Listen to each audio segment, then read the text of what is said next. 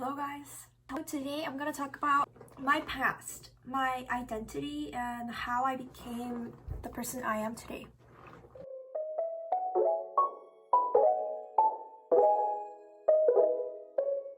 I'm Korean, but also I'm American because I was born in the US. I was born there because my dad was in the university. He was studying for his doctorate. I saw mooses walking around the road, so we had to stop for the moose to pass. I was a person who was raised really in the nature, and when I was in Maine, we were basically one of the rarest race there. Like, there was not a lot of Asians there.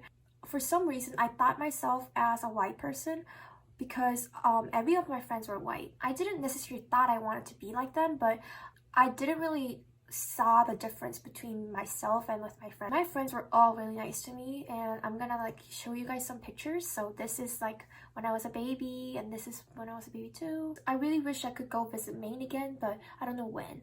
So I was living in Maine till I was 5 years old, well, in Korean age, 7 years old.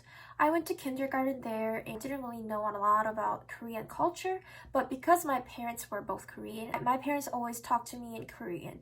I was able to speak some phrases in Korean when I was a little baby, but as soon as I entered the kindergarten, I kind of lost the Korean, so I could still understand fully, but I just couldn't speak it out, which was really weird. I don't know why. When I was 5, it was 2002, and I moved back to Korea. My entire family did, and it was really difficult for me because I could not speak a single Korean. So my cousins and my grandpa would welcome me and say stuff, but I'll be really intimidated by them because I just didn't know how to say anything. So I would be whispering to my dad's ear and say hey dad, why are they saying hello to me? Who are these people? Eventually I did learn Korean. Actually, I was able to speak Korean in 3 months. I actually forgot English so fast like that. As I grew up in Korea, I went to elementary school, and of course, I got bullied. I got bullied for not speaking Korean well, and also I was getting wrong with a lot of grammatical stuff. And one day, I was wearing a rain suit and a rain boots because the weather said that it will be raining, but that day unfortunately didn't rain, so it was a shiny day. This girl was making fun of me like I'm stupid or something because I didn't speak Korean well. 쟤 너무 멍청하다. 쟤는 비도 안 오는데 장화 신고 왔어. Stuff like that. Those things really hurt me, and as a kid, I didn't know how to handle or put this kind of hatred towards. I was really confused. And then we also moved a lot of places when I was living in Korea. Pyeongchon, and then I was living into Namyeongju, and I went to Bundang. So because of that, I had to make myself a person who I can fit well. So my personality build up based on the environment. So I was bright and more active. I got a little bit introverted when I came to Korea because my actions stand out more than the regular girls. So when I was in elementary school, I had this nickname called 조폭마누라. Guys would be scared of me even though I don't really know them. I was that kind of girl who would chase boys and hit them in the face. Not hit them in the face necessarily, but I used to fight with guys. And then I apparently dated some guys too when I was first grade, which is funny. So yeah, those are those crazy years. My personality became more shy. I was more reckless when I was in the US. I flew back to US, and that was 2010, and I went to Chicago suburbs. Yes, I did grow up in America longer than Korea, and that's why I can speak English now. But let me tell you this, when I first went to US when I was 15, I literally forgot everything. I was in ESL and I did learn English again.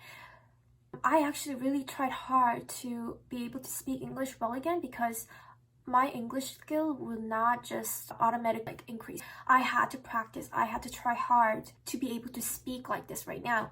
When you're in ESO, you're not able to meet a lot of native speakers. There are a lot of Koreans, of course, and there are a lot of Japanese. And it's I could have just spent the whole day without speaking a single English word and have no problem with it. The only class in my schedule school that I was able to speak with native speakers was the gym class. I gave all my best to try to communicate with people there. I use a lot of body language to explain things, and my friends would be like, oh wait, do you mean this? And I'll be like, yes, that's what I meant. So I just kind of I try to make a conversation with them every single day, and then I realized that was not enough. And also, I also joined a sport, track and field, to talk with my friends. I joined tennis when I was a freshman. I did track and field for 3 years, I think. I worked out 2 hours every day for 6 days in a week. So 6 days in a week, spending 2 hours speaking English, that had really helped me speak English. I am a native born in the US, but I'm not a person who automatically speak English because I was born in the US. It took me around 2 years to able to have a full conversation without thinking, and I have been living in Korea for this long because of COVID, which I'm really thankful because I can spend a lot of time with my family. I've noticed a lot of differences in my culture, and I was really confused with my identity because my American friends would treat me like I'm a Korean, and my Korean friends would treat me like I'm American. And I agreed to that to a certain point because I look like Korean, obviously. I look like this Asian Korean girl, but some cultures in Korea, I don't understand.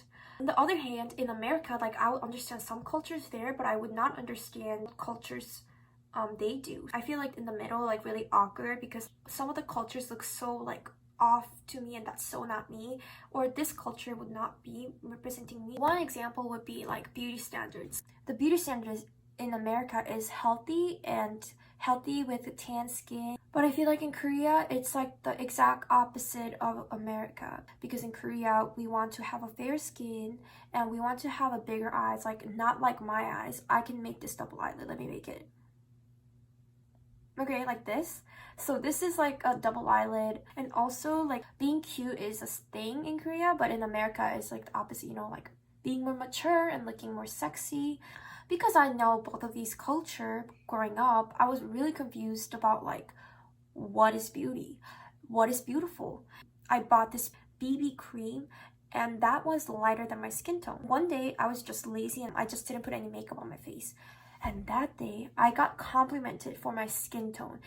This girl was like, "Oh my god, Soyoung, your skin is so tan. You look so cute. You look so pretty. Your face is so fair," is a compliment in Korea, but it's an insult in America. Sometimes I'll put Korean makeup, which is more lighter and which is more natural. But sometimes I would like to put some heavy makeup with thick eyelashes, American style makeups. I feel I don't have to choose between those two. I have to be a certain type. I just choose what I want to do that day.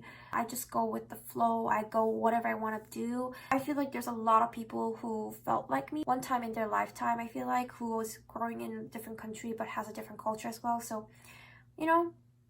I feel I'm still finding myself, but I really appreciate the fact that I know both of these cultures. So for me, it's interesting. I wish I can talk about more topics with you guys next time, and thank you for watching. Bye!